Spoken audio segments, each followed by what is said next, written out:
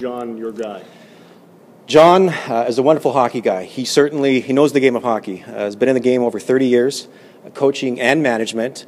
What's special about John, though, is he's a good old Western boy, and he played against the Pats in the early 70s when this was the iconic best CHL franchise out there. So he understands what we're trying to deliver in terms of product. Our goal here is to win a Memorial Cup, and John's the guy. Do you feel behind the eight ball, given the time before the season starts? That's a good question.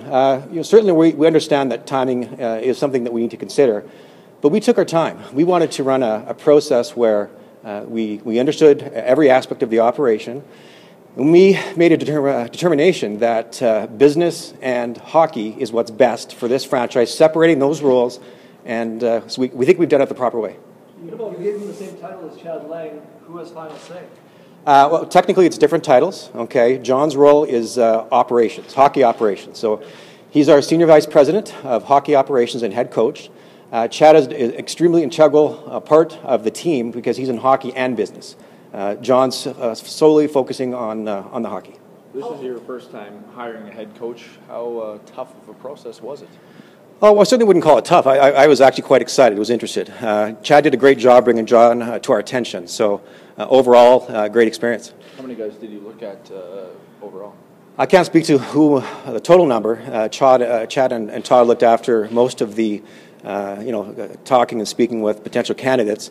I was only brought in later in the game in terms of these are the individuals, or individual, in particular John, he's our guy.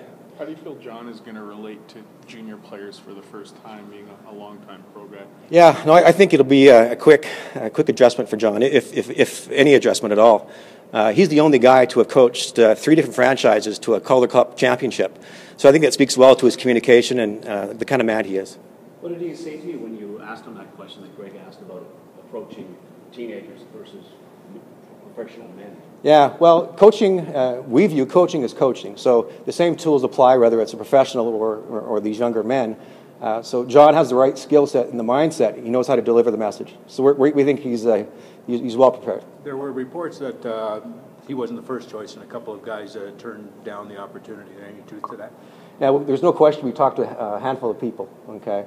But John is the guy that we believe 100% is the right fit for this organization. So we're extremely happy. What factor did his Oak River background play into this? Well, certainly he has a comfort level with Western Canada, right? He's always stayed in contact. His family's in Manitoba. So we're happy that he wants to make Regina home, and he is moving here from New Jersey, so he's excited.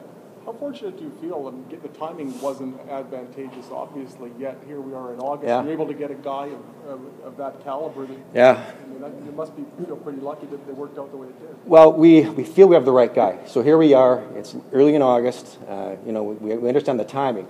But John is a great guy. That's most important to us, is the character of the man. So it's nice that he has hockey knowledge, but he's a good guy, and we're excited. You're a little surprised that a guy of that caliber is available this time of year? No. He was patient. We were patient. I mean, he was with the Flyers organization for a number of years, and it's good to be patient because good things happen. What's his hockey vision on the ice? Well, you have to speak to John to that. But of course, we're committed to winning a Memorial Cup, and so John is our architect to put together the team and the tools to do that. So I know he's excited to explain his vision. Was this a situation where you guys sought out John, or did he come looking to you? No, Chad made reference that he was available, and so we sought him out. What about his assistants? How's that going? Are we expecting something soon that way? Yeah, it will be something soon, definitely. Yeah, that's in the mix as we speak. How important was it for you guys as ownership to make an impact with this hire? That's a good question, Greg. We certainly we took our time. I know that people are excited and wanting to know where we were heading in terms of the coaching position, but that wasn't the only process we were running. We wanted to have the proper structure so that we lay the foundation for the future. So overall, we're happy. Anthony, there was some criticism that the new ownership kind of misstepped in this whole process. Are you comfortable with the way the coaching search and the way this coaching situation was handled from the firing of Malcolm Cameron to this point? We are certainly comfortable. We're doing our best. We're certainly trying, and we're passionate. We care about the community. So this entire time, we've done this under the guise of what is best for the team and what is best for Regina. So we're happy. What about you said Chad's going to be on the business side now. What about Cliff? Is he still involved? Oh yeah, no, Cliff. We need Cliff. Cliff's a very important part on the business side for sure.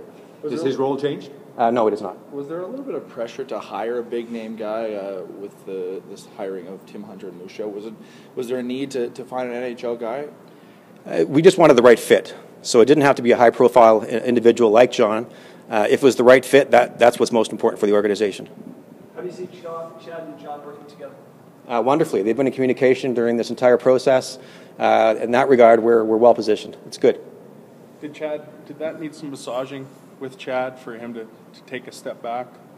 No, I mean, Chad, he's a passionate guy. He loves this team. His commitment to this team is unquestionable. Knows hockey side, knows the business side. He wants to do what's right for the Pats and what's best for the Pats. So he's fully tuned in and committed. And we want him. We need him. Does he have the support of ownership? Without question. Yeah. When are you going to get John in here to talk to us? John will be coming. Hopefully, he'll be here by the 18th. Yeah. He's in Manitoba. He's flying back to Philadelphia tomorrow to get his affairs in order, and he has about a week, and then he's here. So it's good. Does he have family? Is family coming with him, or your grandchildren? Or what's Yeah, no, he's got a family. So he's. I'm not sure who's all moving out other than John and his wife, but yeah, he has a large extended family. Is that the total hierarchy too as well? I mean, hockey people are reporting to Todd, and the business people are reporting to you. That's kind of the way it's working. Correct. Yeah, Todd's definitely the president of the team. He oversees the entire organization. I'm happy to help out where I can on the business side. My job is to step out of the way on the hockey side and let the hockey guys do their job, and we're going to do that. What kind of plans do you have to open up with a splash here? Well, starting off with John, so we think we're happy with that first splash, if we call it that. Certainly, though, we have some ideas in terms of how to unveil future plans. We have to focus on hiring the assistant coaches right now, which we'll do. So that the future looks great. We think this is the proper template moving forward. What about, you said Memorial Cup? Give us a timeline. Well, that's a good question. Timeline first and foremost is to get the structure in place. So we're not going to stand here and state we'll have a Memorial Cup in the next number of years. All that this community needs to know is that we are committed to building a foundation so that we can have, not when we will have our push in the future.